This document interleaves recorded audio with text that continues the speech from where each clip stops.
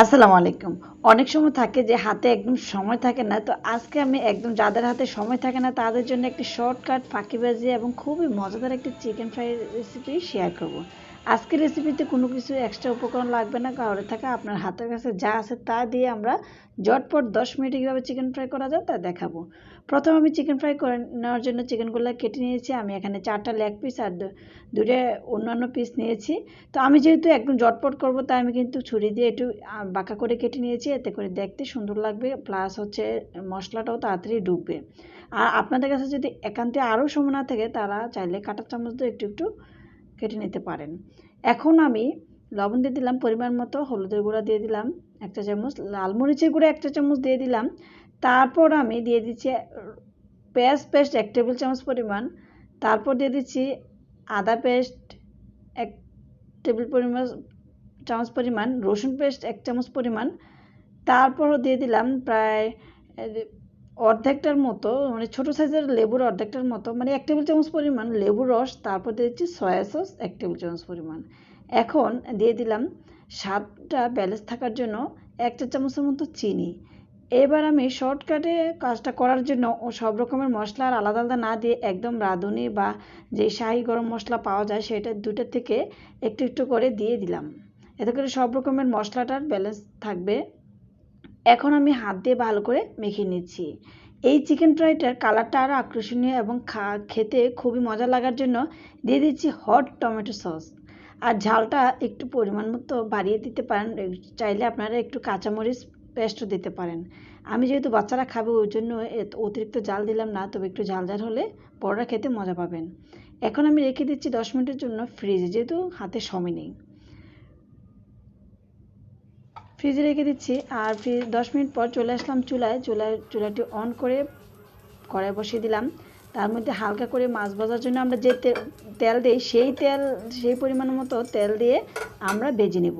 তেলটা যখন গরম হবে তখন আমরা চিকেনগুলোকে নামিয়ে তারপর দিতে পারবো। আর আপনাদের কাছে যদি সময় থাকে আপনারা চাইলে আধা ঘন্টা রেখে দিতে পারেন, কারণ আধা ঘন্টা রেখে দিলে এটার ভিতরে মাংসটা আরও টেস্টি পাওয়া যাবে। এখন আমি একে একে সবগুলো মাংস পিস দিয়ে দিচ্ছি। আর এই চিকেনটা কিন্তু আপনারা চাইলে বাচ্চাদের জন্য, আমি যে কাজটা করি বাচ্চাদের জন্য, মানে সাধারণত মুরগি রান্না করলে 2টা লেগ পিস রেখে দিই, 2টা যেহেতু বাচ্চা, আর 2টা লেগ পিস সুন্দর করে মেখে রেখে দিই আগের দিন সন্ধ্যায়, পরদিন সকালে শুধু জাস্ট ভেজে দিয়ে দিই, বা রাত্রে হালকা করে ভেজে রাখি, সকালে শুধু গরম করে দিয়ে দিই রুটির সাথে।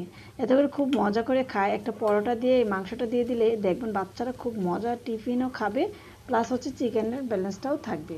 তো ঢাকনাটা ডেকে একটু আঁচটা কমিয়ে দিয়েছিলাম, কারণ মাংসটা সিদ্ধ হওয়ার দরকার আছে, সিদ্ধ না হলে কিন্তু ভালো টেস্ট পাবেন না।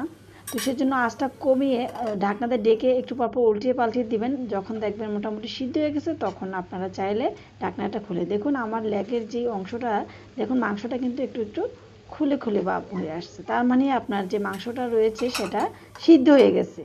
আর এইভাবে কিন্তু একদম ঝটপটে আপনারা করতে পারেন, আর এটাতে কোনো কিছু এক্সট্রা খরচ নাই। আর আপনারা চাইলে কিন্তু বারবিকিউর যে মশলাটা রয়েছে সেটাও দিতে পারেন, সেটা দিলে আরও বারবিকিউর মশলার টেস্ট পাওয়া যাবে। তো আর একান্তই যাদের হাতের কাছে সময় নেই এবং যাদের হাতের কাছে যে এখনই তৈরি করতে হবে তারা এভাবে তৈরি করে নেবেন।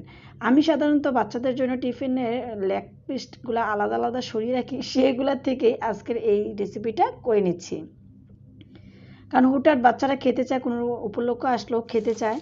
তো যাই হোক, আজকের এই চিকেন ফ্রাইটা একদম শর্টকাটে বেজে নিচ্ছি, কিন্তু খেতে কিন্তু খুবই টেস্টি হয়েছে, একদম হাতে সময় না থাকা সত্ত্বেও তৈরি করা এই রেসিপিটি।